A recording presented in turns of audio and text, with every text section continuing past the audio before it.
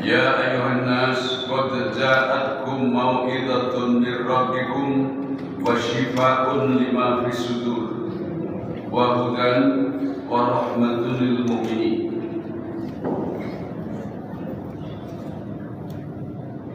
Wa qala ta'ala fi ayatin akhar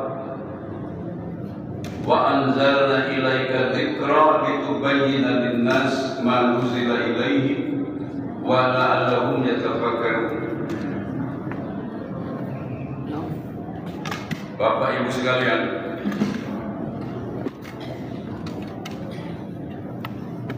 ini jadwalnya Ustaz Jailani, beliau tidak hadir. Tiba-tiba saya dibisikin pengurus untuk sekedar mengisi sebagai pengganti. Materinya saya ingin mengajak Bapak Ibu memahami betul tentang peran dan fungsi Al-Quran bagi kehidupan manusia.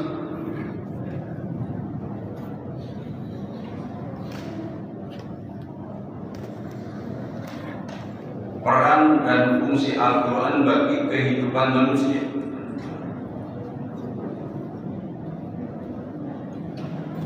Di dalam surat Yunus ayat 57 Allah menjelaskan, Ya ayuhan nas qad ja'atkum mau'izatun min rabbikum wa shifaa'un lima fis sudur.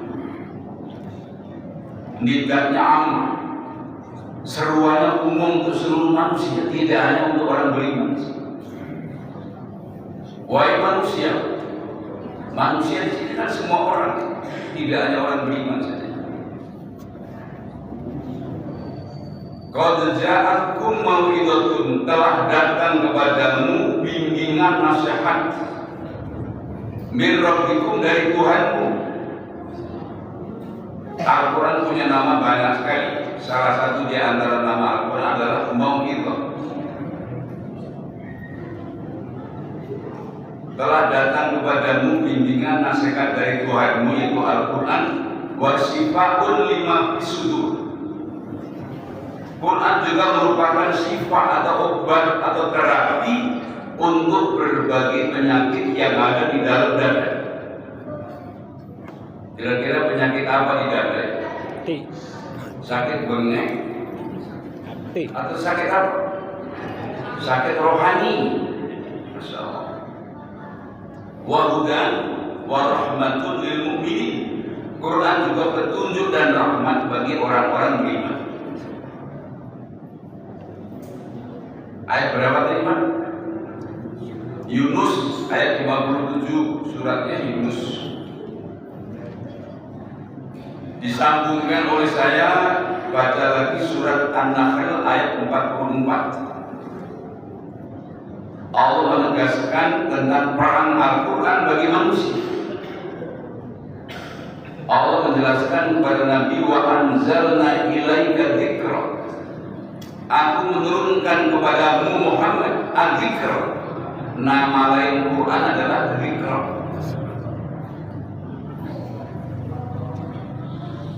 Kami menurunkan kepada engkau Muhammad Al-Quran atau al-dzikr litubayyana linnas, agar kamu Muhammad membayangkan, menerang-nerangkan Al-Quran kepada seluruh manusia. Ma nuzila ilaihim, apa maksud Quran diturunkan untuk manusia? Wa la'allahum yatafakkarun, agar manusia berpikir, mau mengambil perhatian terhadap Al-Quran. Dengan dasar tema ini kita heran, ada di dunia ini berani bakar Quran. Bahkan Quran itu untuk seluruh manusia. Mau agamanya apa kayak dia, itu keterlaluan, saking bodohnya dia. Bahkan Quran pedoman hidup mereka. Gitu. Ada seorang pendeta berani bakar Al-Quran, gitu. Goblok dia. Karena menurut Allah, Quran itu untuk mereka juga pedoman hidup, petunjuk hidup, bimbingan nasihat dari Allah.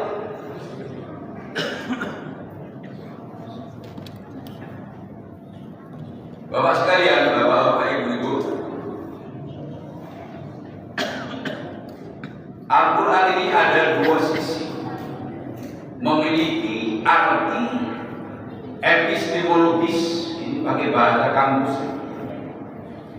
dan punya makna aksiologis. Dari arti epistemologis, Al-Quran itu menceritakan sejarah atau kisah-kisah masa lalu. Dakwahnya Nabi Nuh, dakwahnya Nabi Ibrahim, dakwahnya Nabi Musa. Cerita juga sejarah dakwahnya Nabi kita Muhammad SAW. Kemudian dalam makna aksiologis, Al-Quran merupakan terapi, merupakan solusi dan terapi bagi berbagai jenis penyakit rohani. Nah, saya ingin mengajak Bapak Ibu memahami Al-Quran dalam makna ini.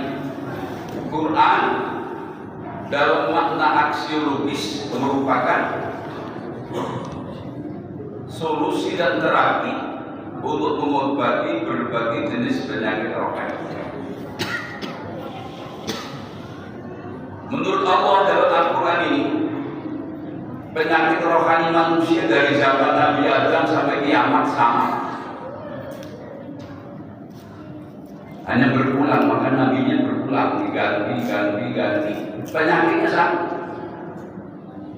Penyakit rohani manusia itu ada 12 macam menurut Allah dalam Al-Quran.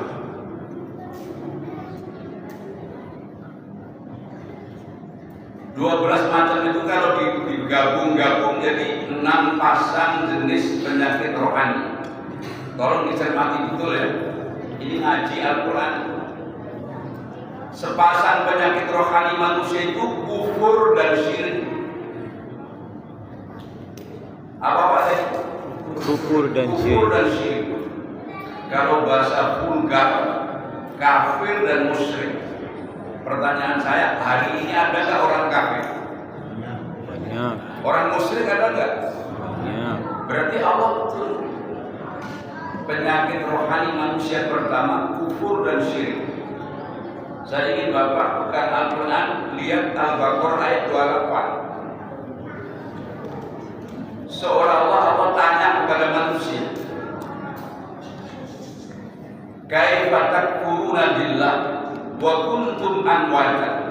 Kenapa kamu manusia kufur kepada Allah, sedangkan kalian tadinya benda mati? Manusia ini tadinya nggak ada, tadinya benda mati, setetes air nutfah. Fa ahyakum, maka Allah hidupkan kamu. Asal muasal kita itu setetes air nutfah. Sekarang jadi bapak-bapak, gaya badannya besar, tinggi, ada kumisnya, ada yang nggak kumis, ada yang kecil, kurus, ada yang sedang-sedang aja. Ini tadinya setetes air mani. Allah hidupkan kita. Setelah hidup, tsumma yumitukum, kemudian Allah mematikan kita. Setelah mati, tsumma yuhyikum, Allah hidupkan kembali kita di alam lain. Tsumma ilaihi turja'un, kemudian kepada Allah kita dikembalikan. Dalam bahasa lain, manusia ini makhluk dua dimensi. Makhluk dua dimensi. Ada dimensi ruh dan dimensi jasad. Ruh datangnya dari Allah, kembali kepada Allah. Jasad berasal dari tanah, kembali ke tanah.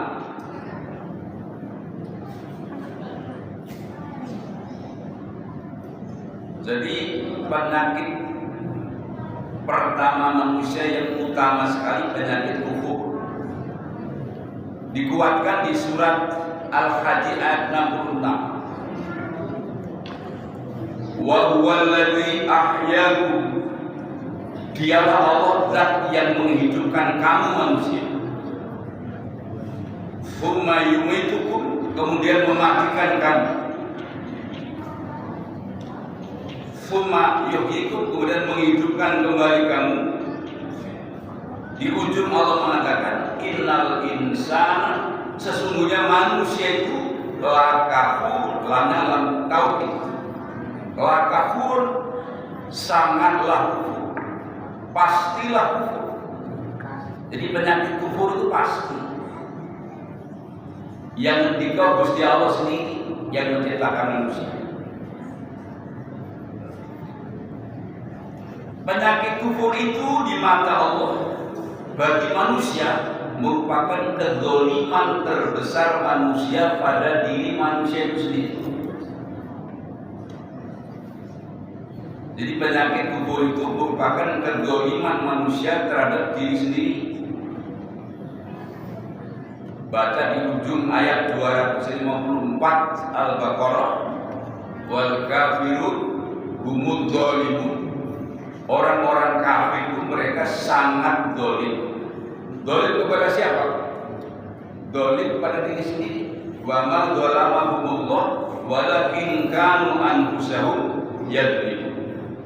Mereka tidak bisa menzalimi Allah. Hanya mereka sebaliknya menzalimi diri mereka sendiri. Dengan kufurnya dipelihara sampai mati, menjerumuskan diri mereka ke neraka. Berarti kan menzalimi diri sendiri. Adapun pasangan penyakit rohani kufur tadi adalah syirik.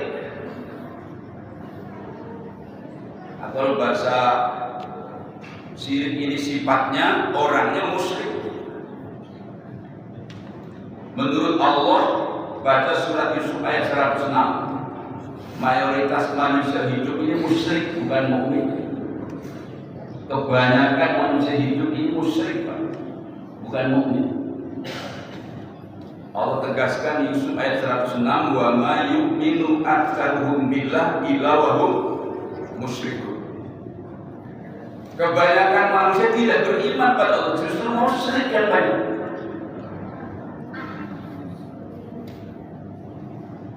Dan kemusyrikan itu Allah tegaskan di ayat 41, 42 surat Ar-Rum, merupakan biang kehancuran kehidupan manusia. Kemusyrikan merupakan sumber bencana malapetaka kehancuran kehidupan manusia itu sendiri. Ar-Rum 4142 bunyinya dhaharal fasad fil barri wal bahr bima kasabat aydin nas liyudhiqahum ba'da allati 'amilu la'allahum yarji'un. Kul siru fil ardi fanzuru kaifa kana 'aqibatul ladzina min qabl kana aktsaruhum musyrikin. Telah nampak kerusakan di daratan, di lautan, bahkan di udara, asbab kejahilan manusia, asbab ulah tangan-tangan manusia. Liyudhiqahum ba'da allati 'amilu, agar mereka merasakan, maksudnya agar Allah menimpakan kepada mereka atas perbuatan mereka sendiri. Musibah-musibah menimpa manusia ini asbab kejahilan manusia sendiri. Ada satu ayat mengatakan wa ma asobakum min musibatin fa bima kasabat aydikum. Musibah menimpa kamu itu karena ulah kamu sendiri, kata Allah. Indonesia ini banyak teguran Allah, Pak. Zaman Presiden SBY dulu ada tsunami Aceh, ya kan? Apalagi saya tahun 92 itu pernah ke Palu sama Sulawesi Tengah. Gempa Padang. Pernah ada likuifasi di sana. Apalagi Jogja Gunung Merapinya meletus. Banjir bandang, ya kan? Teguran banyak. Cuman orang Indonesia ini ditegur banyak begitu sadar orang gitu. Makin dekat kan Gusti Allah tuh makin kurang ajar sama Gusti Allah. Makin dekat taat beribadah atau makin maksiat pada Allah. Nah, ini yang jadi masalah.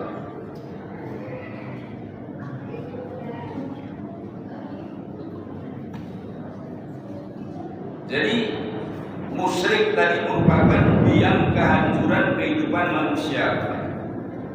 Ar-Rum ayat 41. Doharul fasad, telah nampak kerusakan fil barri di daratan wal bahar dan lautan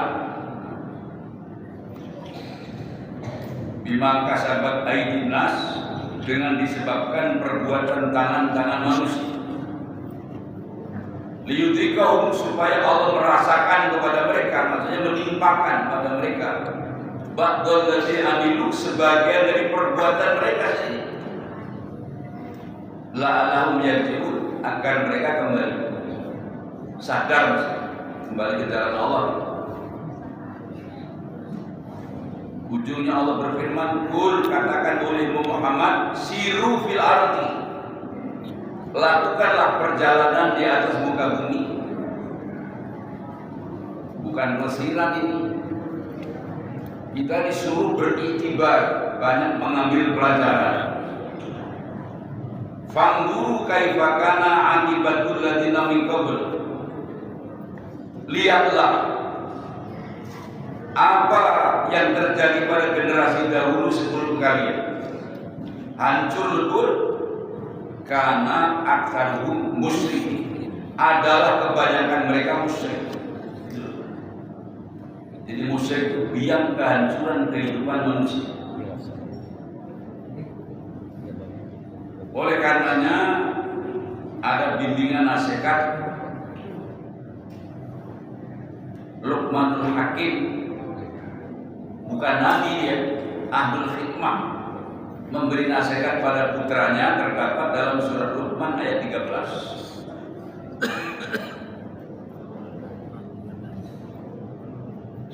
Wa idh qala Luqmanu li ibnihi wa huwa ya'iduhu ya bunayya la tusyrik billah. Ketika Luqman memberi bimbingan nasihat kepada putra-putranya dengan mengatakan, wahai anak-anakku, jangan kau sekutukan Allah, jangan berbuat musyrik. Inna syirka, sesungguhnya musyrik itu la dzulmun adzim, kedoliman yang sangat besar. Zulmun dalam tafsir Ibnu Katsir maknanya ganggu. Kemusyrikan itu dosa besar yang tak terampuni. Jadi zulmun itu tafsirnya adalah ganggu, dosa. Ancaman dosa musyrik itu tidak diampuni oleh Allah, terdapat dalam dua ayat, An-Nisa 48 dan 116. Itu warning dari Allah, innallaha la yaghfiru ayyushraka bihi wa yaghfiru ma duna dzalika liman yasha. Sesungguhnya Allah tidak mengampuni jika Allah disekutukan. Berbuat musyrik itu Allah enggak ngampuni. Wa yaghfiru ma duna dzalika liman yasha. Allah mengampuni yang demikian itu kepada orang-orang yang melakukan perbuatan selain syirik, itu pun kepada orang yang Allah kehendaki. Dosa selain syirik Allah ampuni, itu pun orang-orang pilihan Allah.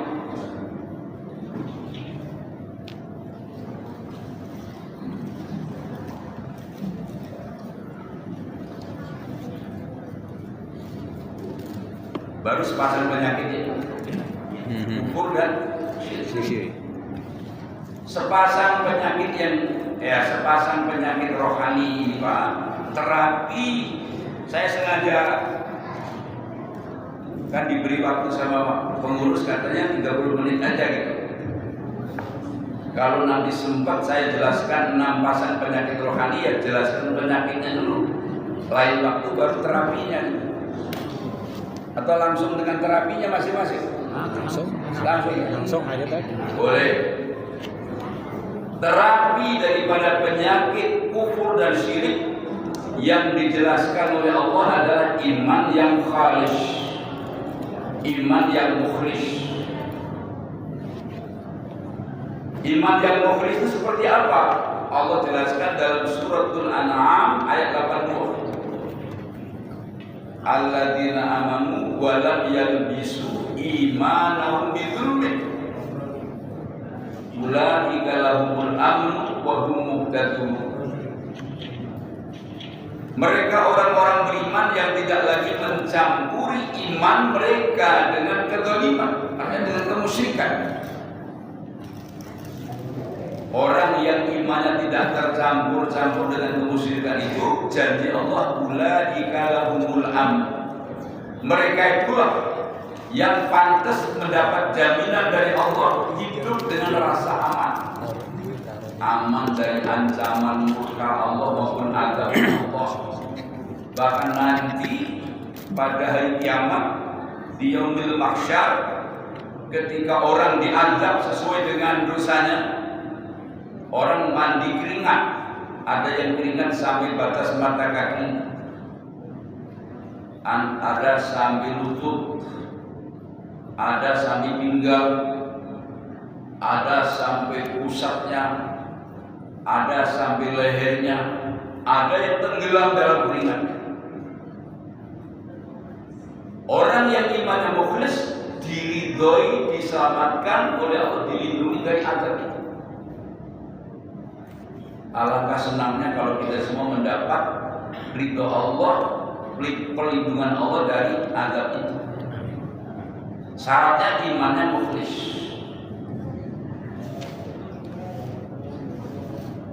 Pertanyaan saya kepada kita semua, iman kita ini kira-kira mukhlis belum Pak semuanya? Caranya tahu supaya iman kita mukhlis atau belum, itu caranya gimana? Ikut petunjuknya Nabi. Salah satu sabda Nabi di depan para sahabat, beliau mengatakan begini, man qala la ilaha illallah mukhlishan dakhala jannah. Siapa umatku yang mengucapkan kalimat tauhid la ilaha illallah dengan mukhlis, dia masuk surga. Beruntung zaman kita ini Bapak Ibu sekalian, dulu sahabat ini kalau ngaji di depan Nabi nggak ngantuk. Sok tahu, dia kan itu baru sekarang kok tahu kalau sahabat nggak ngantuk. Buktinya nanya, sahabatnya nanya gitu. Ketika Nabi mengatakan man qala la ilaha mukhlishan dakhala jannah, qalu ya Rasulullah wa ma ikhlasun. Nah, berarti kan sahabat nggak ngantuk kalau ngaji. Kalau orang ngantuk, nggak mungkin nanya, tuh. Ada nggak orang ngantuk nanya?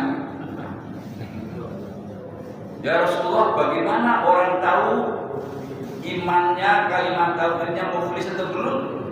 Wa ma ikhlas ya Rasul.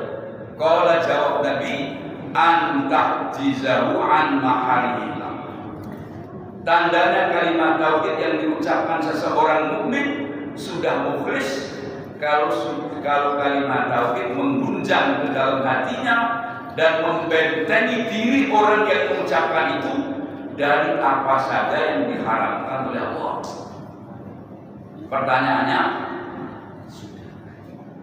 pulau penjenengan masih doyan yang haram apa ora? Bapak Ibu kita masih doyan dengan yang haram apa? Secara tidak sadar. Kalau masih doyan dengan yang haram, berarti tauhid itu nggak beres, belum beres. Nandainya gitu aja. Masih Pak suka makan riba atau enggak gitu? Masih suka makan riswah enggak yang 1.000 triliun Pertamina itu? Ya. Kalau masih doyan dengan yang riswah, dengan yang riba, dengan yang haram, berarti belum beres tauhidnya umat ini. Kalau kita pakai uang, jadi menandai tauhid kita beres itu belum. Ikut sabda Nabi secara tidak langsung kita menggunakan riba itu. Man qala la ilaha illallah mukhlishan dakhala jannah. Qila ya Rasulullah ma ikhlasuha? Qala anta jizahu an maharimillah. Tanda kalimat tauhid ikhlas, kalau kalimat tauhid sudah menggunjang dalam hati dan membentengi orang itu dari apa saja yang diharamkan, nggak lagi bersentuhan dengan yang haram-haram itu. Masya Allah. Doa saya semoga kita semua dijauhkan oleh Allah dari yang haram, riba maupun riswah itu. Amin. Karena ar-rasi wal murtasi kulluhum finnar. Saya ini ngajar akhlak puluhan tahun di kantor BPKB di Jalan Pramuka itu. Badan Pengawasan Keuangan dan Pembangunan. Sejak zaman Pak Harto dulu masih hidup, kepala BPKB itu adiknya Hari Sabarno, namanya Ali Sulendro. Saya ngajar di situ. Belum lama ini saya memutuskan untuk tidak mengajar lagi di situ. Kalau di BPS masih sampai sekarang, Badan Pusat Statistik di Pasar Baru.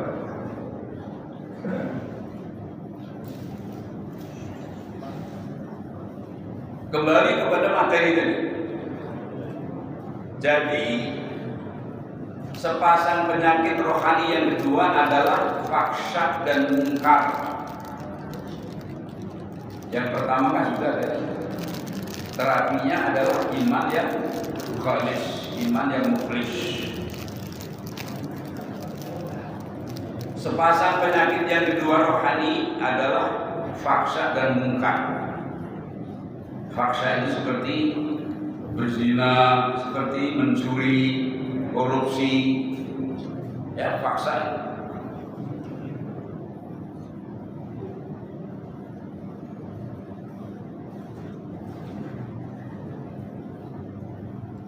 Perbuatan fahsyah dan munkar yang muncul di tengah kehidupan manusia itu pemicunya adalah godaan setan dan hawa nafsu. Rujukannya baca An-Nur 21. Surat An-Nur 21, Allah berfirman memberi nasihat kepada kita para hambanya yang beriman ini, ya ayyuhalladzina amanu la tattabi'u khutuwati syaitan. Wahai orang-orang beriman, jangan kau turuti langkah-langkahnya setan. Wa may yattabi' khutuwati syaitan fa innahu ya'muru bil fahsya wal munkar. Walaula fadlullah alaikum wa rahmatuhu ma zaka minkum min ahadin abadan. Walakin Allah yuzakki man yasha wallahu sami'un alim. Itu indah sekali Allah berfirman, wahai orang-orang beriman yang dipanggil kita juga. Jangan kau ikuti langkah-langkah setan yo, gitu. Pakai yo kalau dari Allah nggak pakai yo. Jadi Allah memberi nasihat kepada kita orang beriman, jangan ikuti langkah-langkah setan. Siapapun orangnya ikut langkah setan, setan itu merintahnya dua, fahsyah dan munkar. Setan merintah manusia agar berbuat fahsyah dan munkar, berbuat keji dan munkar. Allah menegaskan, walaula fadlullah alaikum wa rahmatuhu ma zaka minkum min ahadin abadan. Kalaulah bukan karena rahmat dan karunia Allah atas kalian orang beriman, maka tak seorang pun kamu yang suci, bersih, bebas dari tipu daya setan. Walakin Allah akan tetapi Allah yuzaki, mensucikan. Man orang yasha sekehendak Allah, ada orang pilihan Allah yang diluputkan dirinya dari tipu daya setan. Mudah-mudahan termasuk kita semua ini luput dari godaan setan. Ini orang pilihan Allah semua. Wallahu sami'un alim. Kalau ayat itu disambungkan di ujung ayat 82 surat An-Nisa, berbahaya lagi.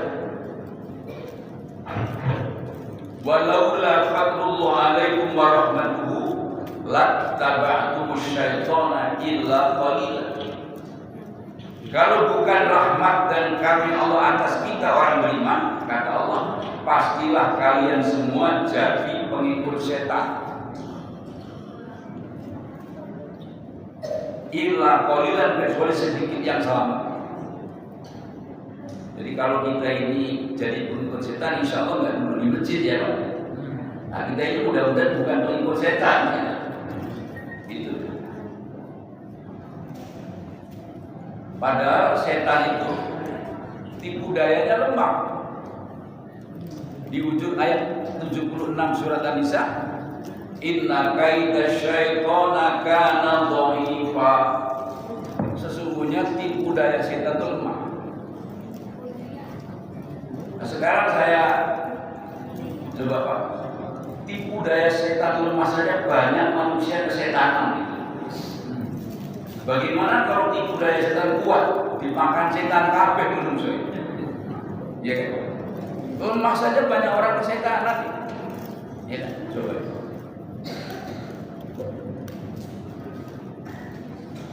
Perbuatan fasad dan mungkar yang muncul di kehidupan manusia disebabkan tipu daya setan kali. Padahal setan sebetulnya makannya lemah. Yang dominan ternyata hawa nafsu. Jadi perbuatan keji dan mungkar yang muncul di kehidupan manusia itu selain tipu daya setan adalah tipu daya hawa nafsu. Bapak Ibu kan sangat kenal dengan Nabi yang paling ganteng ya. Ya Pak. Nabi yang paling keren ganteng Yusuf. apal apa? Yang namanya Nabi itu maksum dari berbuat dosa, maksum dari berbuat salah. Tapi Nabi Yusuf tawaduk sekali. Beliau mengucapkan kalimat yang akhirnya kalimat yang berupa ucapan Yusuf diabadikan dalam Al-Quran, itu diwahyukan kepada Nabi kita dan kita baca semua. Surat Yusuf ayat 53 itu pernyataan Nabi Yusuf, wa ma ubarri'u nafsi. Aku tidak merasa bersih dari kesalahan. Inna nafsa la ammaratun bisu. Sesungguhnya nafsu mendorong manusia kepada keburukan. Illa ma rahima rabbi, kecuali yang dirahmati Allah Rabb. Inna rabbi ghafurur rahim. Nah, pertanyaannya, mengapa Nabi Yusuf mengucapkan itu? Tiba-tiba aku tidak merasa bersih dari berbuat salah. Tentu ada sebab. Sebabnya di surat Yusuf ayat 24. Yusuf muda yang ganteng itu dikurung di dalam ruangan oleh Imratul Aziz, istrinya penguasa Mesir, Kitfir Aziz, yang ibu-ibu sudah nyebut Zulaikha namanya. Tapi di dalam Quran itu Imratul Aziz saja, nggak ada tulisan Zulaikha-nya. Saya kadang nulis ibu Zulaikha sebelah mana kita ketemu ini. Di ayat 24, Nabi Yusuf muda keren itu dirayu sama ibu asuhnya, ibu angkatnya, istrinya Kitfir Aziz, penguasa Mesir. Kalimat yang Allah firmankan, walaqad hammat bihi, sungguh-sungguh Imratul Aziz sangat menginginkan Yusuf. Kalau bahasa yang gampang, istilah orang Betawi, ini istrinya Kitfir Aziz sudah ngebet banget sama Yusuf. Saking gemesnya kali, ucap banyak banget oleh gitu ya. Terus Yusufnya gimana? Allah menyebut ayat itu, wa hamma biha. Yusufnya hampir terpedaya. Ya ada nes juga itu. Nes doang itu merasa dosa besar, belum ngapa-ngapain. Itu pernyataan ucapan seorang nabi yang hampir terpedaya atas rayuan wanita. Itu merasa dosa besar,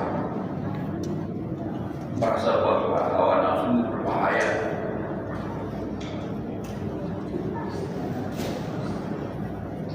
Sebab itulah maka Yusuf mengaku dan mengucapkan kalimat di ayat 53 itu, wa ma ubari'u nafsi.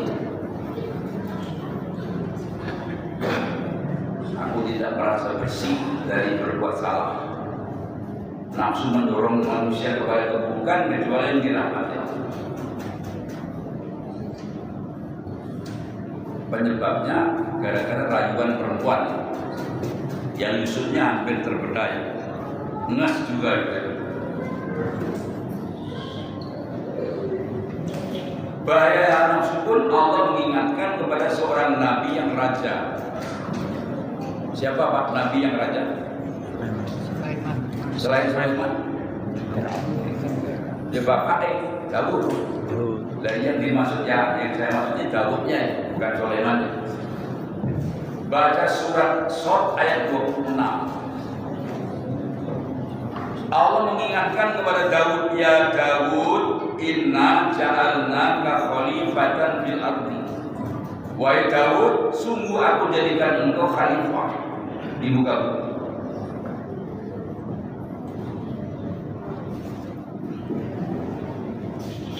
Tugas khalifah itu menegakkan keadilan. Fahkum bainan nas bil haqqi. Tegakkan hukum di antara manusia dengan yang sebenar-benarnya, seluruh-seluruhnya, seadil-adilnya. Wala tattabil hawa, jangan kau turutkan hawa nafsu. Fayudillaka an sabilillah. Nafsu akan menyesatkan kamu dari jalan Allah. Seorang nabi yang raja pun masih diperingatkan Allah, waspadalah terhadap tipu daya nafsu. Kalau bang nabi kan waspadalah gitu. Ini Allah berfirman kepada Daud, sudah raja, nabi, masih diperingatkan, hati-hati dengan hawa nafsu. Sekarang Pak, Bapak lihat sendiri, seorang penguasa yang nabi saja masih diperingatkan agar tidak tertipu oleh hawa nafsu. Kira-kira kalau penguasa itu bukan nabi, kayak apa gitu? Hancur. Ya kenyataan ya terjadi. Yang nabi saja diperingatkan oleh Allah.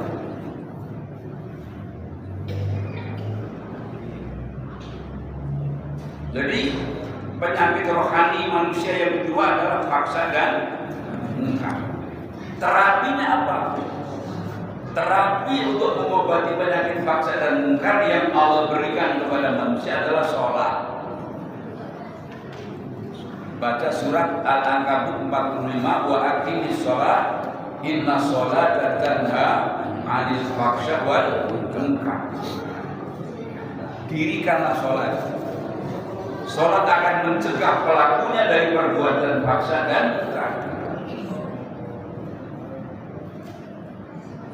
Masih ada lanjutannya, wala dzikrullahi akbar. Sholat ini termasuk zikir akbar.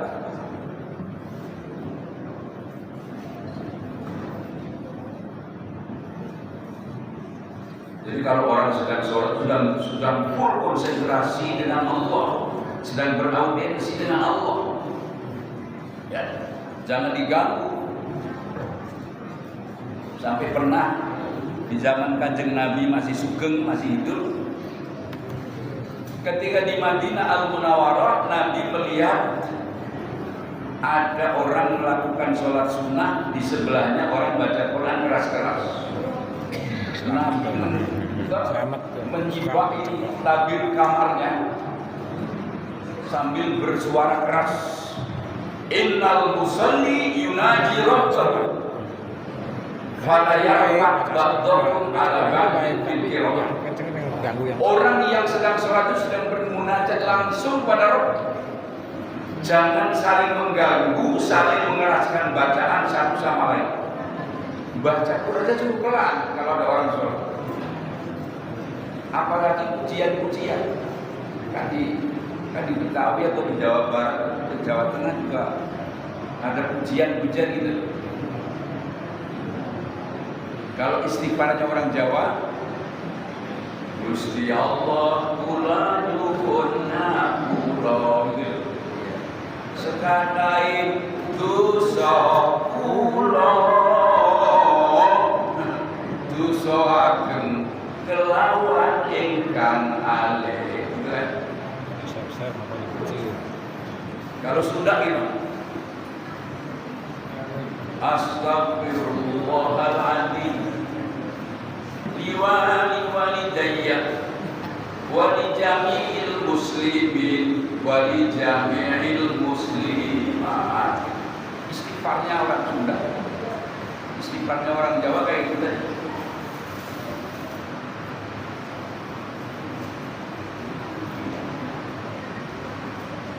Jadi terapi penyakit faksa dan mungkar apa Pak? Sholat. Surat apa tadi? Al-Ankabut 45. Bunyinya wa aqimis sholat innas sholata tanha 'anil fahsya wal munkar wa la dzikrullahi akbar wallahu ya'lamu ma tasna'un. Dirikanlah sholat. Sholat mencegah pelakunya dari perbuatan keji dan munkar. Dan sholat merupakan zikir akbar. Sekarang kalau Bapak Ibu sholat yang diingat apa? Allah pesan kepada Nabi Musa dalam surat Toha itu, Innani anallahu la ilaha illa ana fa'budni wa aqimis sholata li dzikri. Sesungguhnya aku adalah Allah, tidak ada ilah selain aku. Sembahlah aku dan tegakkan sholat hanya untuk mengingat aku. Allah pesan Nabi Musa, sholat ini apa? Dan kalau Bapak Ibu yang lain-lain belum sholat namanya. Gitu. Jadi sholat ini full zikrullah, berjuang terus sampai sempurna sholat. Disambungkan lagi surat Hud ayat 114 tentang sholat. Wa aqimis sholat tarafai nahar wa zulafan minal lail innal hasanat yudhibnas sayyi'at dzalika dzikra lidzakirin. Artinya dirikanlah sholat pada dua penghujung siang, pagi dan petang, pagi dan petang hari. Wa zulafan minal lail, dan awal pergantian malam isya. Innal hasanat, sesungguhnya kebaikan. Hasanat di situ dalam tafsir as-shalawatul khamsi. Hasanat dalam surat Hud 114 itu. Arti hasanat adalah sholat 5 waktu. Sholat 5 waktu itu fadilahnya menghapuskan keburukan-keburukan. Yudhibnas sayyi'at. Innal hasanat yudhibnas sayyi'at. Sesungguhnya kebaikan-kebaikan menghapuskan keburukan-keburukan. Yang dimaksud kebaikan di sholat 5 waktu itu tafsirnya. Dzalika dzikra lidzakirin, inilah peringatan bagi orang yang selalu ingat. Dan sholat yang Allah inginkan para hambanya, sholat yang dikerjakan tepat waktu.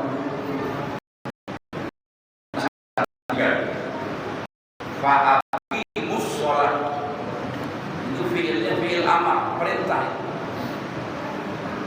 Fa'aqimu, dirikanlah olehmu wahai orang-orang beriman as-sholat, perintah. Jadi kita suruh mendirikan sholat. Inna sholata kanat alal mu'minin kitaban mawquta. Sesungguhnya sholat itu merupakan kewajiban bagi orang-orang mukmin yang telah ditetapkan waktu-waktunya oleh Allah. Tidak asal sholat, tapi sholat tepat pada waktunya. Gitu.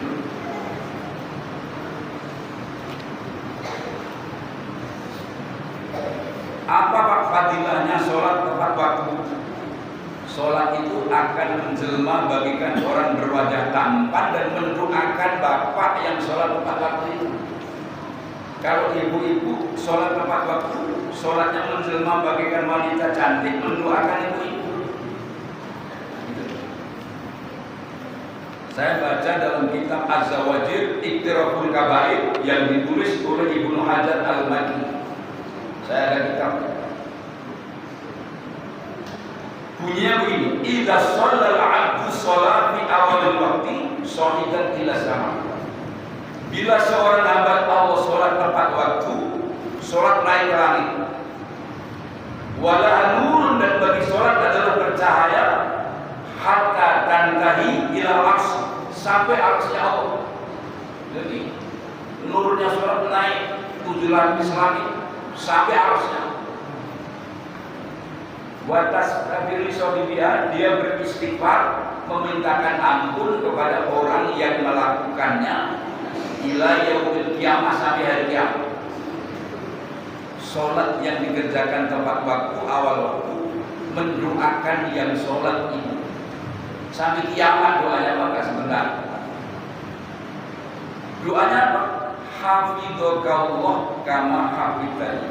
Semoga Allah menjagamu, Pak Haji Supri kata sholat. Semoga Allah menjagamu seperti kamu telah menjaga aku. Sholat mendoakan kita. Insyaallah. Kalau kepada ibu bunyinya hafidhakillah, semoga Allah menjagamu bu, sebagaimana kamu telah menjaga aku. Kalau bapak ibu ingin didoakan sholatnya, ya sholatlah tepat waktu, bahkan awal waktu. Jangan asal sholat ya. Jangan diterjemahkan kitaban mau Buddha, tapi diterjemahkan kitaban mau kita. Semau kita gak boleh. Itu namanya setan. Ya benar.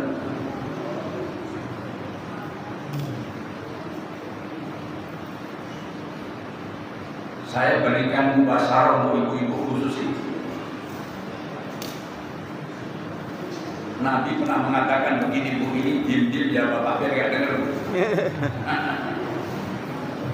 Nabi pernah mengatakan idza sholatul mar'ah khamsaha wa ta'at zawjaha wa hasanat farjaha wa shamat syahruha tadkhulul jannah min samaniyati abwabil jannah haitsu syaa.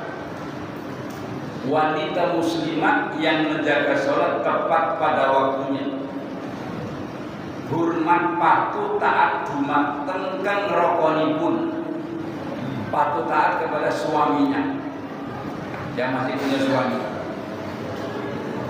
yang nggak punya suami boleh nyari-nyari. Kemudian puasa bulan Ramadan menutup sempurna aurat. 4 ini. Wanita dari 4 amalan tadi, kata Nabi, akan diberikan izin oleh Allah memasuki 8 pintu surga. Suruh pilih pintu sebelah mana yang ibu suka. Makanya kan untuk ibu ini. Maka bapak-bapak tak dengar dong. Idza sholatul mar'ah khamsa, bila seorang wanita sholat menjaga sholat 5 waktunya, wa ta'at zaujaha, ta'at hormat patuh kepada suaminya, wa hasanat farjaha, menutup sempurna auratnya, wa shamat syahruha, puasa bulan Ramadannya, tadkhulul jannah, dia akan masuk surga. Min samaniyah abwabil jannah haitsu syaa.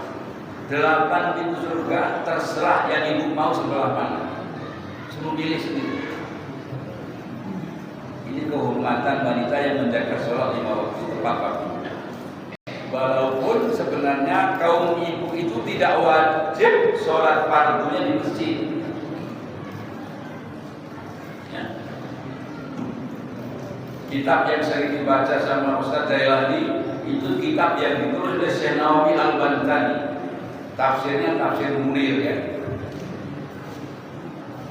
Ada sebuah tulisan Syekh Nawawi, kitabnya kecil, judulnya Fadilah Sholatnya Wanita di Dalam Rumahnya, di kamar tertutupnya.